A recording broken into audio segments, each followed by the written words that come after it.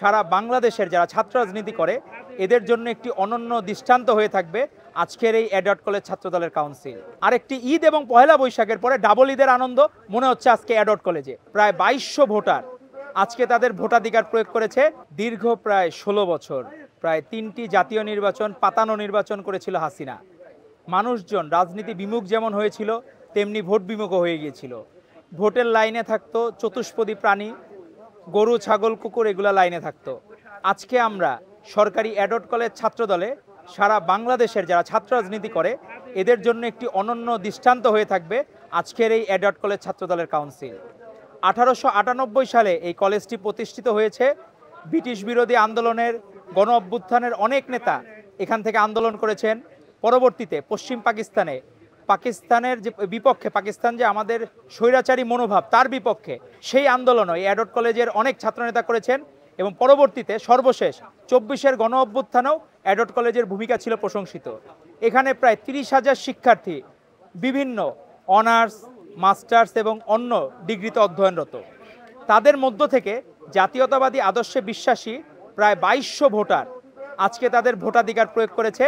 তারা তাদের নেতা গণতান্ত্রিক প্রক্রিয়ায় নির্বাচনের মাধ্যমে নেতৃত্ব নির্বাচন করবে। এটি বাংলাদেশের জন্য একটি ঐতিহাসিক ঘটনা। গত 2 যুগ আগে এখানে কাউন্সিল হয়েছিল, তারপর আর কোনো কাউন্সিলের মাধ্যমে কমিটি হয় নাই। সেই জায়গায় আজকে এই 5ই আগস্ট পরবর্তী প্রেক্ষাপটে আজকের এই কাউন্সিল একটি অভূতপূর্ব ঘটনা। যারা গণতন্ত্রকামী, যারা ভবিষ্যৎ সুনাগরিক, এরাই তো সুনাগরিক হবে এই রাষ্ট্রের, তারা আজকে যেভাবে ভোটাধিকার প্রয়োগ করলো তাদের কাছে আজকে আমার মনে হয়েছে প্রতিটা মানুষের কাছে আজকে ঈদের আনন্দ। কারণ তারা গণতন্ত্রকে ভালোবাসে, তারা চায় বাংলাদেশে সুষ্ঠু নির্বাচন হোক। আর যারা সুষ্ঠু নির্বাচন চায় না তারা মনে করছে হয়তো বা 6 মাস বা 1 বছর বেশি সময় পেলে তাদের ভোট বাড়বে। কিন্তু আমার মনে হয় তারা দিবা স্বপ্ন দেখতেছে, কোনোদিনই তাদের ভোট বাড়বে না। কারণ এইখানে শহীদ রাষ্ট্রপতি জিয়াউর রহমান বীরুত্তম যে জাতীয়তাবাদী আদর্শের বীজ বপন করে দিয়ে গিয়েছিলেন সেটি বিকশিত হয়েছে আপসীন দেশনেত্রী বেগম খালেদা জিয়ার হাত ধরে।